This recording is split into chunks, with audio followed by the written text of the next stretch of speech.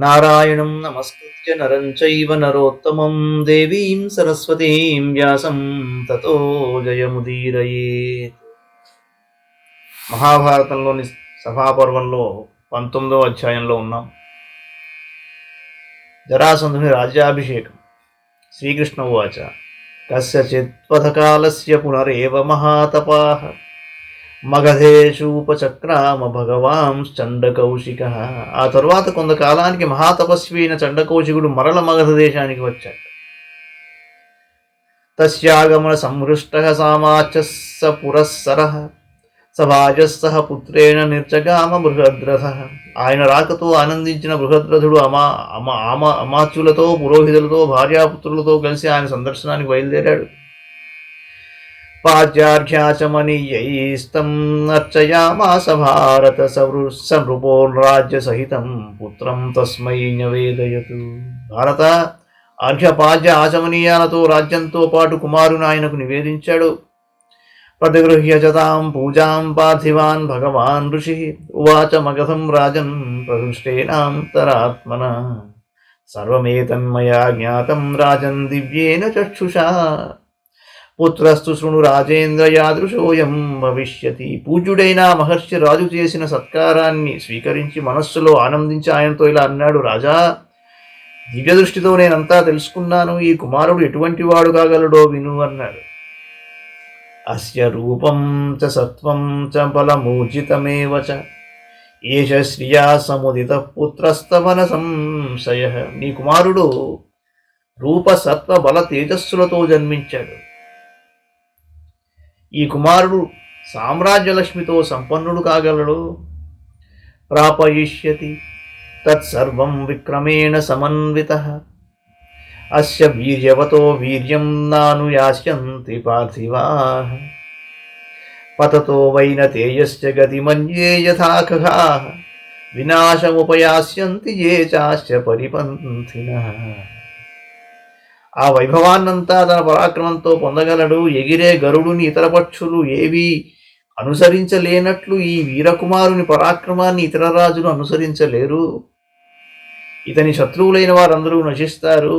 దేవైరపి విసృష్టాని శస్త్రాన్యస్య మహీపతేన రుజం జనయిష్యంతి గిరేరివ నదీరయా.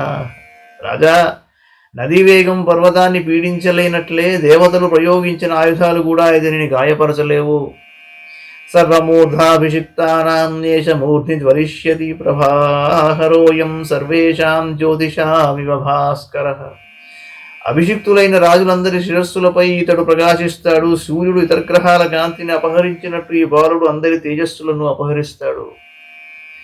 ఏవమాసాధ్య రాజానః సమృద్ధ బలవాహనాః వినాశముపయాస్యంతి శలభా ఇవ పావకం. సమృద్ధ సేనలు వాహనాలు గల రాజులైన ఈ బాలుని ఎదిరిస్తే అగ్నిమీది మిడతల వలె నశించిపోతారు. ఏష శ్రియః సముదితాః సర్వరాజ్ఞాం గ్రహీష్యతి వర్షాశివోదీర్ణ జలాః నదీపతి. వర్షాకాలంలో సముద్రుడు ఉప్పొంగిన నదుల జలాలను తనలో లీనం చేసుకున్నట్టు ఈ బాలుడు రాజులు కూడబెట్టిన సంపదలన్నింటినీ గ్రహించగలడు.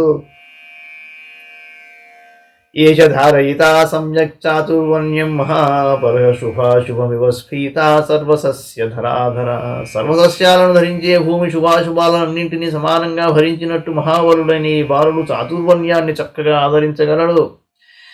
అస్యాజ్ఞావశగాః సర్వే భవిష్యంతి నరాధిపా సర్వభూతాత్మభూతస్య వాయోరివ శరీరిణః.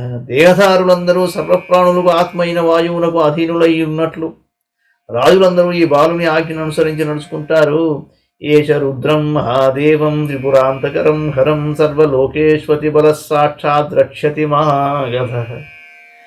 సర్వలోకాలలోనూ అత్యంత బలవంతుడైన ఈ మాగధుడు త్రిపురాంతకుడు మహాదేవుడు రుద్రుడు అయిన హరుని ప్రత్యక్షంగా దర్శిస్తాడు. ఏవం బ్రువన్నేవ మునిస్వకార్యమివ చింతయన్ విసర్జయామాస నృపం బృహద్రథమధారిహన్. శత్రు సంహర్త ఈ విధంగా మాట్లాడుతూనే చండకౌశికముని తన కర్తవ్యాన్ని మనసులో తలుచుకుని బృహద్రథుని వీడి వెళ్ళాడు.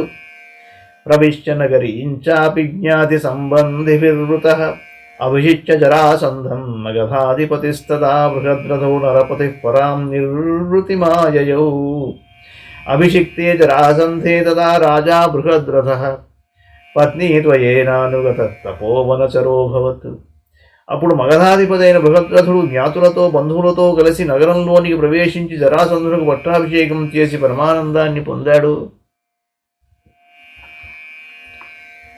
జరాసంధునకు పట్టాభిషేకం చేసిన తరువాత బృహద్రథరాజు తన ఇద్దరు భార్యలతో కలిసి తపోవనానికి వెళ్ళిపోయాడు. తతో వనస్థే పితరి మాత్రోశ్చైవ విశాంపతే జరాసంధం స్వవీర్యేణ పార్థివానకరోద్వశే. ఆ రీతిగా తండ్రి తల్లులు వానప్రస్థులు కాగా జరాసంధుడు రాజులందరినీ తన అదుపులోనికి తెచ్చుకున్నాడు.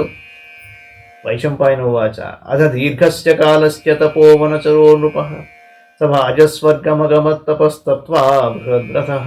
ఆ తర్వాత బృహద్రథ నరపాలుడు వానప్రస్థాశ్రమంలో దీర్ఘకాలం తపస్సు చేసి పత్నులతో సహా స్వర్గానికి వెళ్ళాడు. జరాసంధోపి నృపతి యథోక్తం కౌశికేన తత్ వరప్రదానమఖిలం ప్రాప్య రాజ్యమపాలయతు. జరాసంధరాజు కూడా చండకౌశికముని ఇచ్చిన వరాలన్నింటినీ పొంది రాజ్యపాలన సాగించాడు. నిహతే వాసుదేవేన తదా కంసే మహీపతౌ జాతో వై వైర నిర్బంధ కృష్ణేన సగతస్య వై. శ్రీకృష్ణుడు కంసరాజును చంపిన తర్వాత శ్రీకృష్ణుడితో జరాసంధునకు వైరం ఏర్పడింది. భ్రామయిత్వా శతగుణం ఏకోనం ఏన భారత గదా క్షిప్తా బలవతా మగధేన గిరివ్రజాదుతిష్ఠతో మధురాయాం వై కృష్ణస్యాద్భుతకర్మణః ఏకోనయోజనశతే సా పసాత గదా శుభా. భారత బలసంపన్నుడైన జరాసంధుడు 99 సార్లు తన గదను తిప్పి గిరివ్రజం నుండి దానిని విసిరాడు. 99 యోజనాల దూరంలో ఉన్న అద్భుత కర్మశీలుడైన శ్రీకృష్ణుని రాజ్యం మగధలో ఆ గద పడింది. దృష్ట్వా పౌరైస్తదా సమ్యక్ గదా చైవ నివేదితా గదావసానం తథ్యాతం మధురాయాః సమీపతః. పౌరులు అది చూసి ఆ విషయాన్ని శ్రీకృష్ణుడు తెలిపారు. ఆ గద పడిన చోటు గదావసానమని ప్రసిద్ధికెక్కింది. తస్యాస్తాం హంసడింభకౌ అశస్త్ర నిధనావుభౌ మంత్రే మతిమతాం శ్రేష్ఠౌ నీతిశాస్త్రే విశారదౌ. ఆ జరాసంధునకు బుద్ధిమంతులలో శ్రేష్ఠులు నీతిశాస్త్ర విశారదులైన మంత్రులు ఇద్దరుండేవారు. వారే హంస డింభకులు. ఏ ఆయుధం చేతనో వారు చావరు. యౌతౌ మయాతే కథితౌ పూర్వమేవ మహాబలౌ త్రయస్త్రయాణం లోకానాం పర్యాప్తా ఇతి మే మతి. మహాబలులైన వారిని గురించి నేను నీకు ముందే చెప్పాను. ఈ ముగ్గురు 3 లోకాలను ఎదిరించటానికి సమర్థులని నా భావం. ఏవమేవ తదా వీరబలిభిః కుకురాంధకైః వృష్ణిభిశ్చ మహారాజ నీతిహేతోరుపేక్షితః. వీరమహారాజా, ఈ రీతిగా నీతిని అనుసరించి ఏనాడు బలవంతులైన కుకుర అంధక వృష్ణి వీరులు జరాసంధును ఉపేక్షించారు. ఇది శ్రీ మహాభారతే సభాపర్వణి రాజసూయారంభ పర్వణి జరాసంధ ప్రశంసాయాం ఏకోనవింశతితమోऽధ్యాయః. మంగళం భగవాన్ విష్ణుః మంగళం గరుడధ్వజః మంగళం పుండరీకాక్షో మంగళాయతనో హరిః. సర్వం శ్రీకృష్ణార్పణమస్తు.